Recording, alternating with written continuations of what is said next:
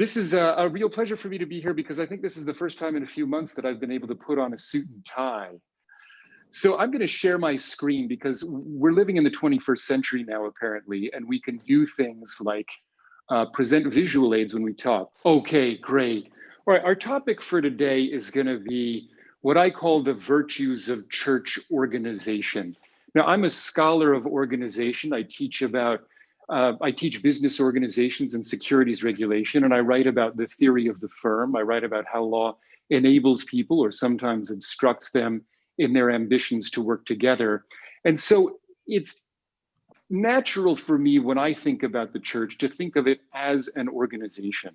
The church, as we'll see, is an organization in many different respects. It's both a literal corporation and also a group of people who get together informally and loosely to advance their values. And what I want to think about today is the ways in which the different aspects of the church's organization come together to produce something uniquely satisfying and uniquely spiritual. In talking about the church in social scientific terms, of course, I don't mean to diminish the hand of God or the importance of the Spirit in the construction of the church. The way I think about it is that organizations, and particularly the church, are a bit like the human body. When we study human anatomy and apply the science of biology to understand the workings of the human body, we don't necessarily have to deny or set aside the hand of God in the creation of these miraculous bodies that we inhabit. Instead, the science and the spirit can go together to help us understand how the body works and how our souls and bodies come together. So it is with the church. We can apply some of the insights of social science to understand what a miracle God has wrought in organizing the church the way that he has. I want to frame my comments today around a very old social theory that first appeared in 1887. It was written by a German man named Ferdinand Tönnies. Some of you may know the theory by the German vocabulary words that characterize it, Gemeinschaft and Gesellschaft. But a more colloquial way to describe it would be using the English words community and society. Now, the meaning of these words is not intuitively obvious. So let's talk about what Professor Tönnies meant when he first introduced the theory in the late 19th century. Now, bear in mind that he was writing at a time when the world was rapidly industrializing, when the trappings of medieval society were rapidly falling away and modernity was very quickly taking hold. And what he wanted to understand was the way in which two different archetypes of social organization, one rooted in community and another rooted in what he called society, began to characterize European social life. Each of these archetypes has certain characteristic features. A community is best characterized, in Professor Tönnies' description, by organizations like families and villages, whereas a society is best characterized by organizations like corporations and marketplaces. These organizations have a number of different features that Professor Tönnies found interesting. In a community, the members' loyalty is based on their status. I'm loyal to my parents because I was born to them.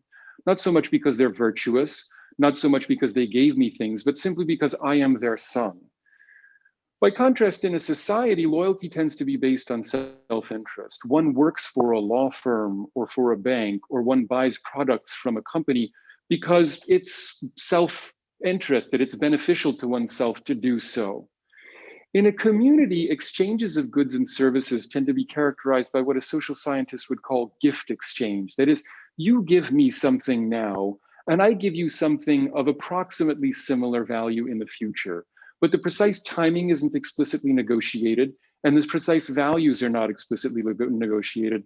And my willingness to give back as good as I received is sort of a rough understanding rather than a precise contract.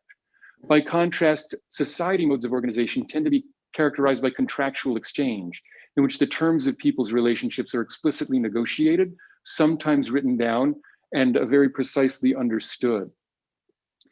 In a community also, the way people behave, such as their willingness to adhere to the conventions of gift exchange, tends to be regulated by custom.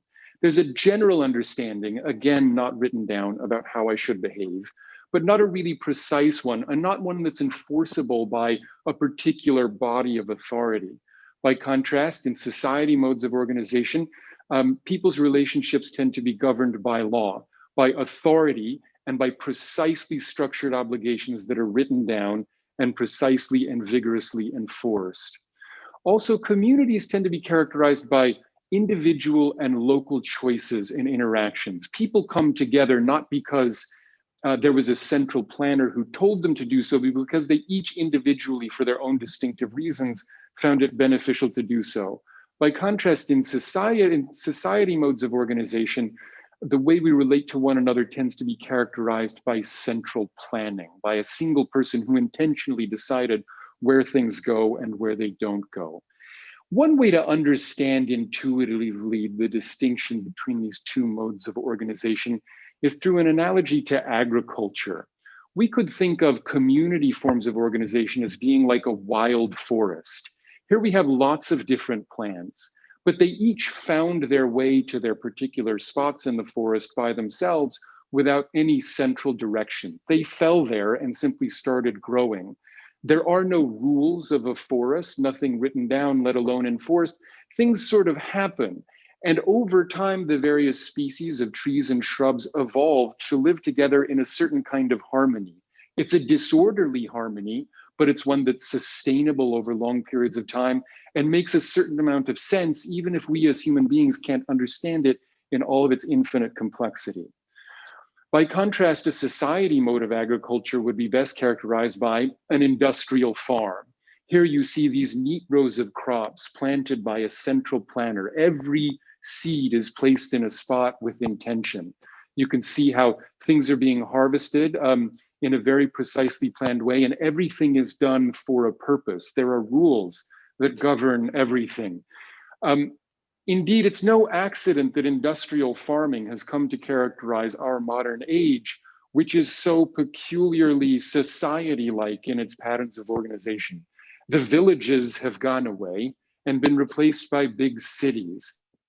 The families are shrinking and being replaced by increasing loyalty to consumers. Even the size of businesses continues to grow. What I want to argue tonight is that the church in its organization has elements of both of these two patterns of social life. On the one hand, there's the kind of experience that we have when we go to sacrament meeting. You can sit wherever you like, but every family tends to have their own particular pew. Those places aren't written down, but we know by convention and custom where they are. People find their spouses and their friends in a more or less unplanned way. And the way people relate to each other is governed by custom, by convention, and by the doctrines of the faith, which in our faith, unlike say the Catholic faith, aren't written down with any terribly precise degree of clarity.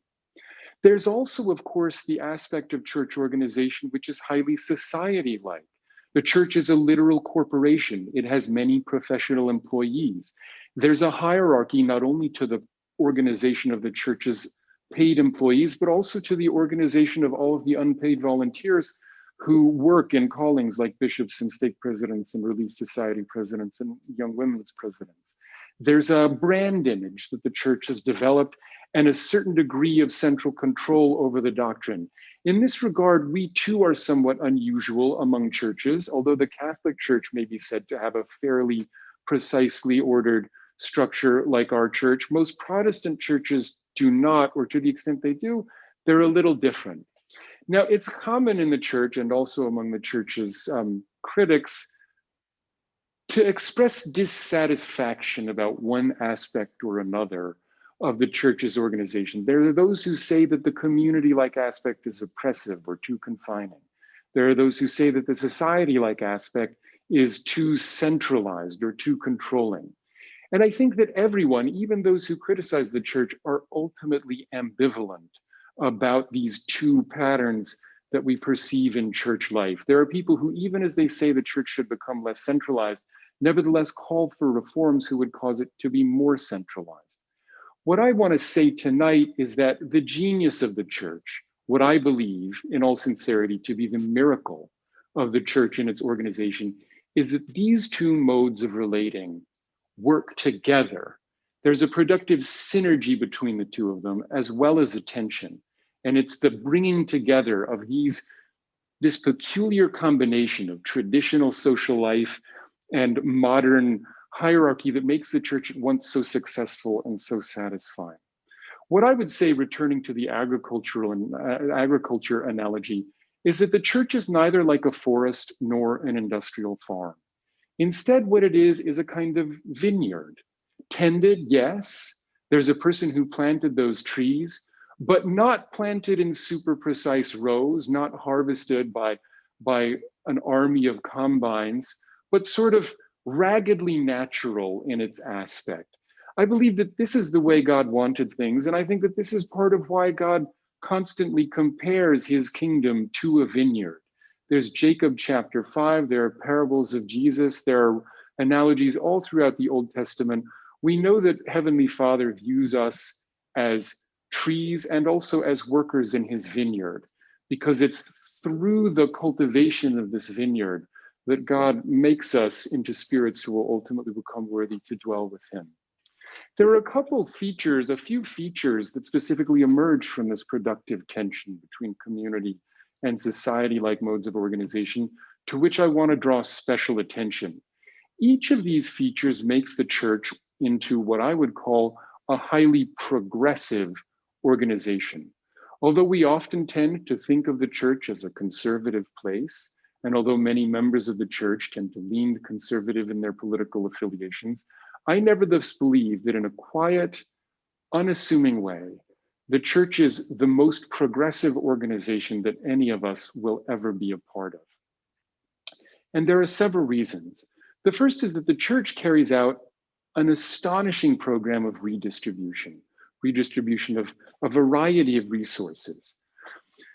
The command to redistribute comes to us not only through the teachings of Jesus, but all throughout even the Doctrine and Covenants. The D&C section 42, verse 31, for example, tells us that inasmuch as ye impart of your substance unto the poor, ye will do it unto me, and they shall be laid before the bishop of my church and his counselors, 2 of the elders or high priests, such as he shall appoint or has appointed and set apart for that purpose.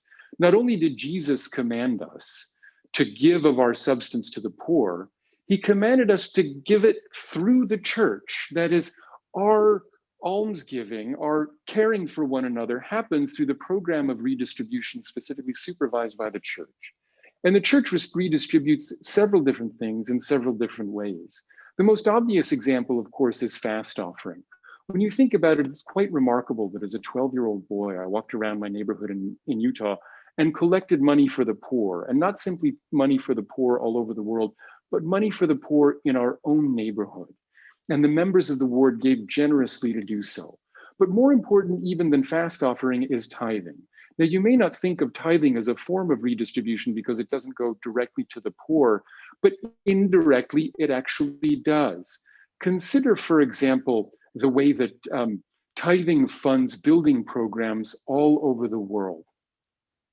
This is a picture of the new temple the church recently built in Brasilia, Brazil. It's a beautiful building, quite striking in its design, and probably by the standards of the middle-income country where it was built, a rather lavish construction. Now, we don't know where the money for this building came from, but that, in a way, is the point. It might have come from people in Brazil, or it might have come from people in southern Idaho, or in suburban Atlanta, or even in suburban New York City, where I live. You may not think, if you're not a member of the church, that a temple is a really valuable thing, but by the terms on which members of the church understand themselves, if we look at the things they value, the tithing program is massively redistributed. It takes money from people who are wealthy and gives to many people who are not. Indeed, there are many, many members of the church, as all of us know, who don't pay tithing or can't afford to, or for whatever reason are not able to contribute, but who nevertheless are welcome to come to our meetings every week. We also distribute time. This might be the most massive form of redistribution of all. When people serve in the church, they charge nothing for what they're doing, by and large. The church has a few paid employees, but very few. And even the general authorities, to the extent they're paid, are paid far less than their market value. And this is true of everyone who gives their time freely in the church. I know lawyers who charge $1,400 an hour who show up on Sundays and watch my 2-year-old for free in the nursery. It's an astonishing thing when you think about it. Maybe even more important than time is the redistribution of friendship. You know, we don't talk about it because friendship is not something you can buy or sell. It's something that's never advertised because by its nature, it can't be. If a person charges you for their time, then they're not really your friend. But nevertheless, the church redistributes its friendship in massive quantities. It's a thing in preciously short supply in an age when everyone can Netflix and chill themselves into oblivion. The church, nevertheless, is constantly here, supplying us all with meaning and belonging, status and regard. It's no accident that the church should oversee such a program of redistribution because the church is highly centralized. And if you think about it, programs of redistribution always require a degree of centralization. Ask yourself, what are the most ambitiously redistributive states in world history? Well, I'll tell you some of them: the Soviet Union, modern Germany, and modern Sweden. And what do each of these countries have in common? A strong central authority. And why? Because the redistribution of wealth requires a central authority in order to take from the rich and give to the poor. You know, before Robinhood was a trading platform that practically destroyed the securities markets, it was a legend about a man who stole from the rich and gave to the poor. And I'm telling you that as noble as Robin Hood and his band of merry men were, they weren't half as effective as a modern centralized state. And so when the church takes my money here in New Canaan, Connecticut, and uses it to build temples in Brazil, I'm grateful for this pattern of central organization that characterizes the church's society-like mode of social organization. You know, one of the things that's also remarkable about the church is the way that we let people freely enter and exit the space of redistribution. Ordinarily, when you're redistributing wealth among a group of people, you don't want people to be able to enter and exit that group. And the reason is, if people can freely enter, then they can partake of the resources that others are sharing without fully contributing. So for example, when my wife recently traveled to Austria for work, she had to buy health insurance lest she show up in Austria and take advantage of the national health insurance there that she had not paid for. Similarly, you don't want people leaving because you're afraid that they'll leave in order to escape the redistribution. If I'm rich, I might want to leave so that my money won't be taken and given to the poor. We see this happening in law firms. Law firms, of course, are extremely judicious about how they promote people to the partnership because they're very concerned. They want to make sure that anyone who enters the partnership will be able to contribute as much as everyone else. They don't want anyone to become a free rider. Similarly, law firms tend to be very concerned when a partner leaves the partnership. Those of you who've been following events at Boyce Schiller, for example, know that the departures of so many partners over the last year have threatened the viability of the firm. If a high earning partner leaves, the lower earning partners who might have been benefiting from that partner's resources and business will suffer. In the church, we place no such restrictions on entry and exit. You can show up and not only enjoy fast offerings, but more importantly, enjoy our buildings, our time, and our many other resources without ever having contributed anything at all. This is the kind of openness of spirit that's engendered by the gospel of Jesus Christ. I'd also like to talk about how this productive tension between community and society modes of organization encourage a certain form of inclusion. Now, some of you might be aware, I'm sure you're aware, that the church has attracted a wide degree of concern, some of it probably justified, about the way we include various categories of minorities: women, gay people, people of color. And what I want to do is not so much to set aside those concerns, but rather to draw your attention to other ways in which the church tends to be inclusive that don't get a lot of attention. Now, as we know, there's been a lot of attention paid not just to the church, but also to other kinds of organizations about inclusion along certain dimensions. I mentioned just a few of them just now, but I'll mention them again: sexual orientation, gender, race, even to some extent religion and class. We can see this, for example, on corporate recruiting websites. Here's Goldman Sachs's efforts to talk about all of its efforts to include underrepresented minorities. Now, I think this is a great thing. I think it's wonderful that Goldman Sachs and so many other employers are making efforts to reach out and broaden the categories of people who can join their organizations. But I want to note that there's a limit to what Goldman Sachs and other organizations like it are willing to do. If you look at the pictures here, you'll notice that what all of these people have in common is that they're all young. They all appear to be full of energy. They're all exceptionally well groomed, and I can guarantee you that they're all very, very well educated, as we know by the fact that they work from Goldman Sachs. In other words, what these people have in common is that they are highly productive and valuable to a business. What this suggests is that the modes of inclusion that dominate our civic conversation about diversity and inclusion fundamentally have a kind of society-like logic to them.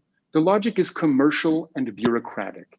In other words, the kinds of people that Goldman Sachs will include are the kinds of people who are useful to it, either as employees or as customers. By contrast, in the church, we tend to include a much broader array of people. Consider, for example, the following: people with cognitive disabilities.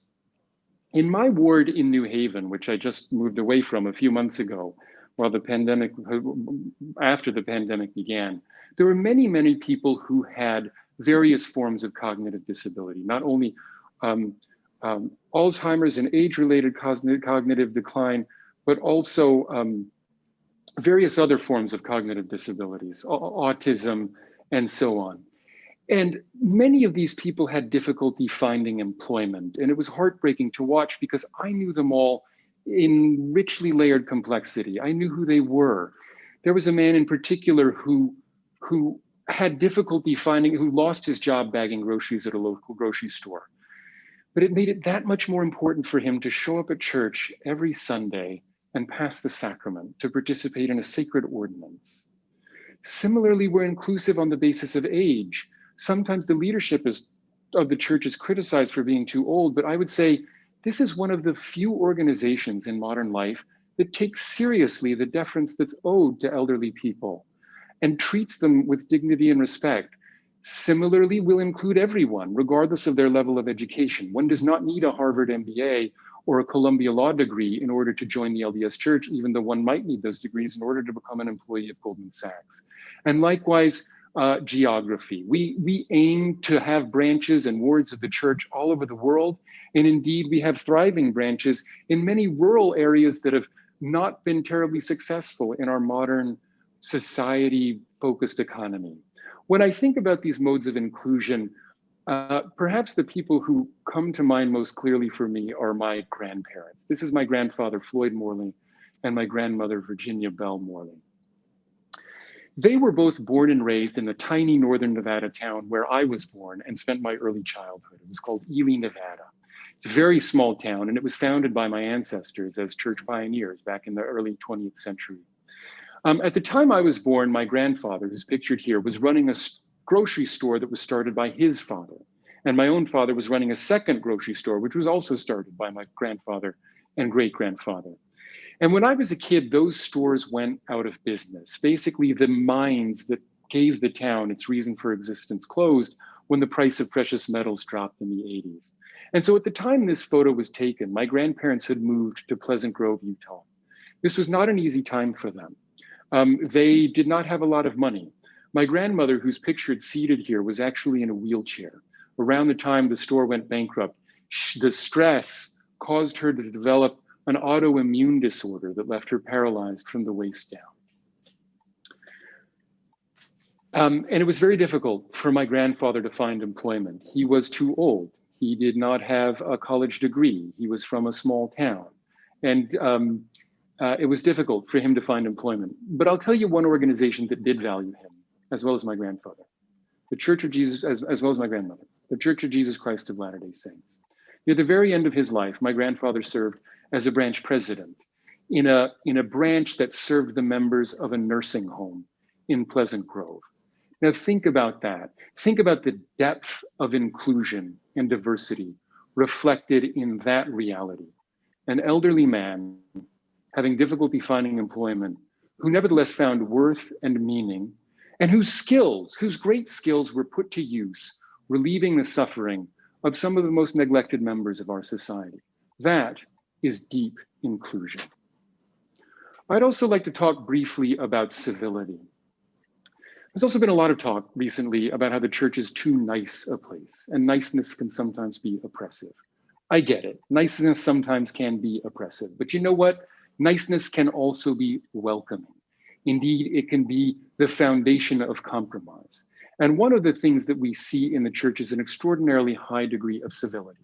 Now, it should be no surprise that we see such civility in the church, because social scientists have outlined and have agreed, there's a wide degree of agreement about certain conditions that are conducive to compromise and civility.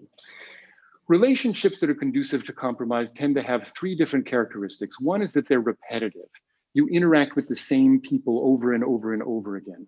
This allows people to play the long game. If you're dishonest in this particular interaction, then people aren't going to treat you well in a later interaction. If you help people out in this interaction, then people will help you in a later interaction. Similarly, interactions tend to be multifaceted. We don't just negotiate about one thing, we negotiate about many things, which again opens up room for us to make helpful exchanges. And lastly, interactions tend to be insulated from public view. It's very difficult for people to give and take if they know that their compromises will be scrutinized by the public. And what you get if you look at these three characteristics, if you think about the kinds of organization they characterize, there's one for me that immediately comes to mind, namely a ward, right? A ward is a place where we see each other over and over and over again, where we relate to each other in many different kinds of ways, not merely as employees or as customers, but as friends, as people who help new members move into the ward or do our ministering or have each other over for barbecues. And if I know a guy, then my wife also knows his wife and my children also know his children. There we have many overlapping connections that encourages us to be kind and gentle to one another. And to the extent we have disagreements, we tend to suppress gossip and backbiting, and we often tend to resolve them in the privacy of a bishop's office. Now, I recognize that these modes of interaction can sometimes be slightly confining. I also recognize, however, that they're precisely the kinds of interactions that are likely to help us come together to achieve the mutually beneficial compromises that make human social organizations so productive and satisfying. And consider how much better this is, these modes of interaction are, than the forms of incivility we see on, say, Facebook and other social media platforms. Here, interactions tend not to be repetitive. They're not multifaceted. They're stripped down to 140 characters, for heaven's sake. And they also tend not to be insular. To the contrary, they're done in front of the entire universe. These are precisely the conditions under which we would expect people to be rude to each other. And the church goes to great lengths, wisely, miraculously, and in an inspired way to prevent that from happening. When I step back and reflect on all that God has accomplished by organizing the church in the way that he has, my mind turns to the first Psalm. It tells us, "Blessed is the man that walketh not in the counsel of the ungodly, nor standeth in the way of sinners, nor sitteth in the seat of the scornful. But his delight is in the law of the Lord, and in his law doth he meditate day and night. And he shall be like a tree planted by the rivers of water, that bringeth forth his fruit in his season. His leaf also shall not wither, and whatsoever he doeth shall prosper." The church is like a well-watered garden, one that is free and open and natural, but also planned by the hand of the ultimate planner, our Heavenly Father. And I say these things in the name of Jesus Christ. Amen.